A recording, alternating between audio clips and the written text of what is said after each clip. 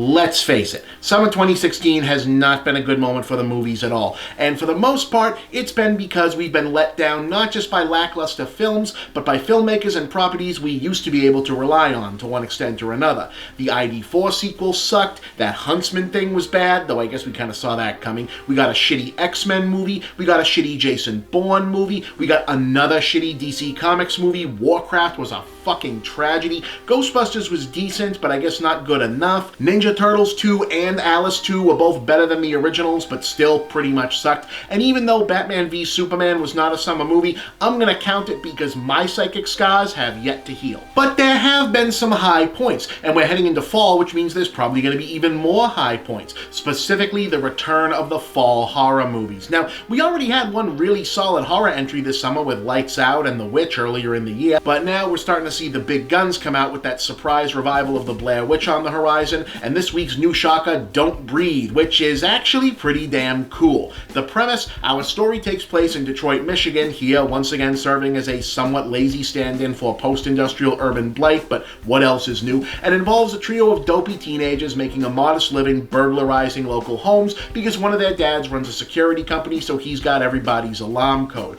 Our lineup, the good girl who's only doing this to buy her way out of poverty, a dorky kid who is only in this because he likes her, and the dumb thug punk guy because this is a horror movie and someone needs to be expendable once things start to go badly.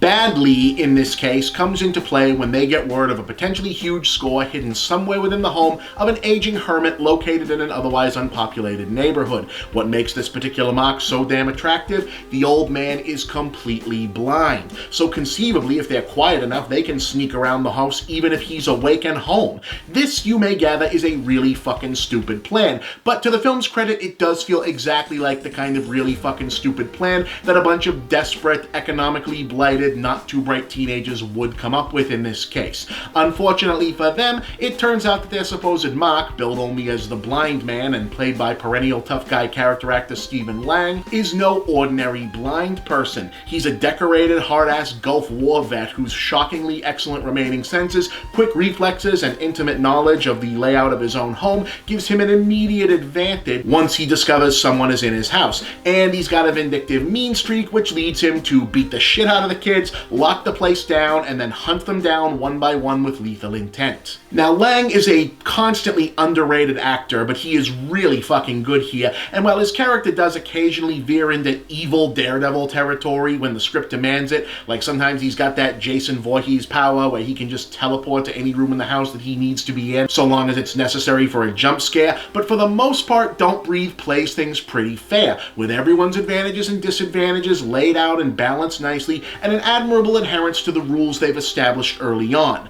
And it is tense as fuck as a result. This was produced by Sam Raimi and Rob Tapert and directed by Fede Alvarez, who are basically the same team behind that Evil Dead remake that you probably forgot that you saw but was actually pretty damn good. Suffice it to say, they know their shit when it comes to geographically constrained suspense horror movies, and on a technical level, Don't Breathe is rock solid on that front. This is top tier, nail-biter suspense, old-fashioned Hitchcock shit.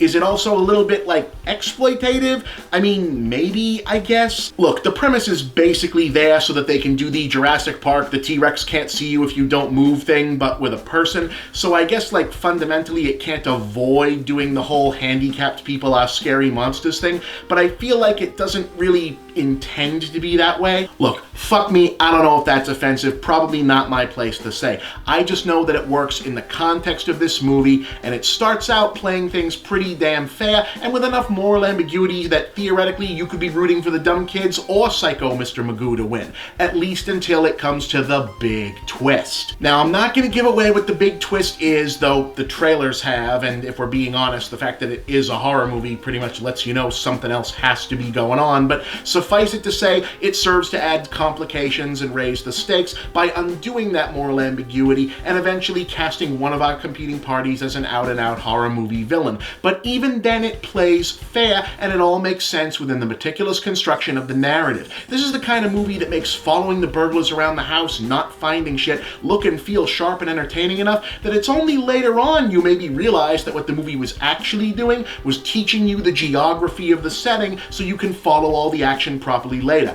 These guys are fucking good at what they do. Unfortunately, they don't really seem to have had 100% faith in their own abilities or their own premise, which leads to a somewhat diminished third act where a lot of that work gets undone by about 3 separate false endings too many, all technically well executed on their own still, and a really weird, nasty extra spin on the big twist that feels tonally at odds with the rest of the film and breaks the immersion. The twist itself, again, very good, but the additional wrinkle plays out like they were worried the audience might not be sufficiently creeped out and had to add something extra so there'd be some "you have to see this one part of the movie" money shot for people to talk about on Monday, and neither of those things is really true. The movie was already fine. Now, none of that is enough to kill the film, but it does manage to knock down what was shaping up to be a genuinely great horror movie to just a pretty fucking good one. But frankly, after this shit pile of a summer, I'll take pretty good. Pretty good is just fine.